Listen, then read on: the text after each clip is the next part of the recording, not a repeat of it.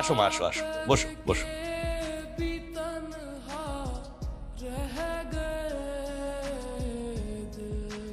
আরে ছেলে মেয়ে তো আমাদের ঘরেরই ছেলে, এত দেখা দেখি কি আছে। হ্যাঁ সেটাই তো, সেটাই।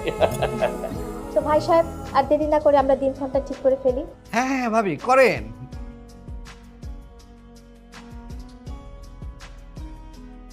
আঙ্কেল, ওদের একটু আলাদা কথা বলা দরকার না? আরে না বোকা, তোরা চল। বোকা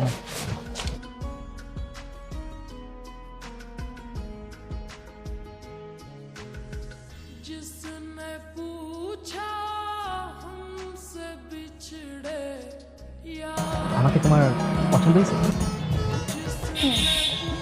তবে তোমাকে পছন্দ হওয়ার কারণটা জানতে চাও? হ্যাঁ বলো তো কেন? ল সাবজেক্ট আমার খুব পছন্দ। আমি চেয়েছিলাম আমার হাজবেন্ড একজন লয়ার হবে, সুযোগ হয়নি তাই আমার পড়া হয়নি। আর তোমার সাথে আমার ব্যাপারটা মিলে গেছে, এই জন্য। ওর সাথে ওই ছেলেটা কি? ওহো, ও হচ্ছে নাই আমাদের ড্রাইভার। ওর বাবাও আমাদের ড্রাইভার ছিল, এখন আমাদের গাড়িটা চালায়। খুব ভালো ছেলে। কিন্তু ড্রাইভার হলেও না, আমাদের বাড়িতেই ও ছোট থেকে বড় হয়েছে, আমার ছেলে। আঙ্কেল, হয়েছে কি, অর্ণব বলতে চাচ্ছিল যে আমার হবু ভাবি মনিকা কোথায় আছে, কখন আসবে। এই সবসময় আমাকে ফাঁসি দিস কেন? আমি বলছি তো একবারও বলতে এগুলি। আরে এত তোলা হওয়ার কি আছে? অস্থির হচ্ছিস কেমন? আসবে সে, আসবে তো। বিয়ের ডেটে একটু বেশি দেরি হয়ে গেল না, কোনভাবে কি আগানো যায়? আমার বন্ধু তো দর্শ হচ্ছে না। আসছে মনে হয়।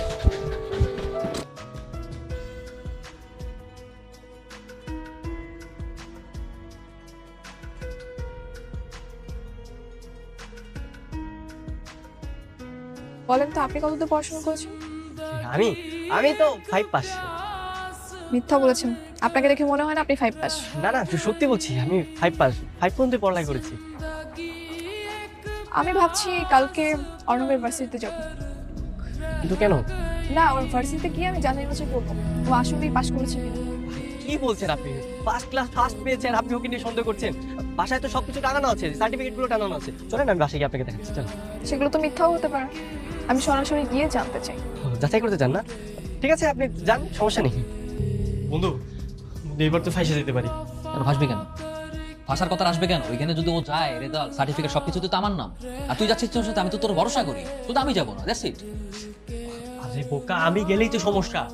ওইখানে তো সবাই আমার চিনে, আর ওর সামনে যদি আমার সময় অর্ণবর্ণ বলে রাখে, তাহলে তো একটা বিরাট বড় ঝামেলা হয়ে যাবে। কালকে যাওয়ার সময় সানগ্লাস আর মাস্ক পরে যাবে।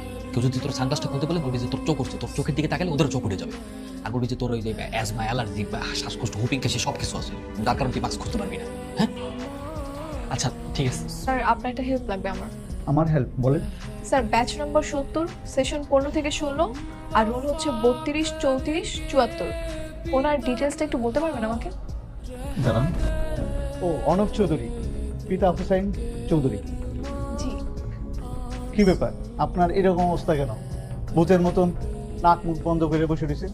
আসলে আমি একটু অসুস্থ তো, ধুলাবাড়ির কারণে আমার একটু সমস্যা হয়, তাই। বলেন, আর কি জানতে চান?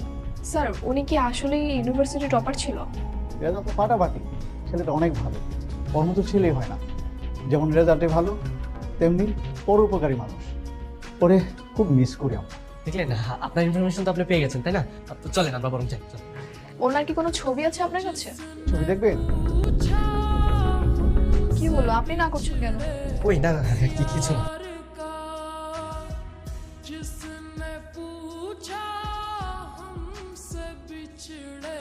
দেখেন, এই ব্যাপারটা যে এইভাবে আপনার কাছে প্রকাশ পাবে, আমি না কখনো কল্পনাতেও ভাবিনি। তাছাড়া একটা সার্টিফিকেট তো মানুষের জীবনে সবকিছু হতে পারে না। অর্ণব সত্যি খুব ভালো মনে একজন মানুষ, আপনাকে অনেক ভালোবাসে। আর ওর বাবার যা আছে, ও চাকরি করতে হবে না, বসে বসে খেতে পারবে। আমি তো সেটাই চাই না। আমি কেন একজন আলাদা ঘরে দুলালকে বিয়ে করব?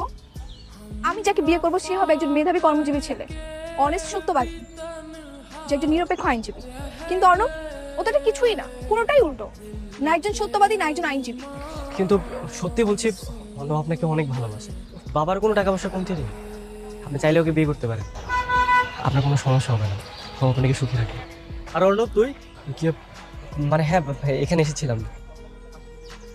আরে এই মেয়েটা সেই মেয়েটা না যাকে তুই প্রথম থেকে প্রেমে পড়ে গেছিলি?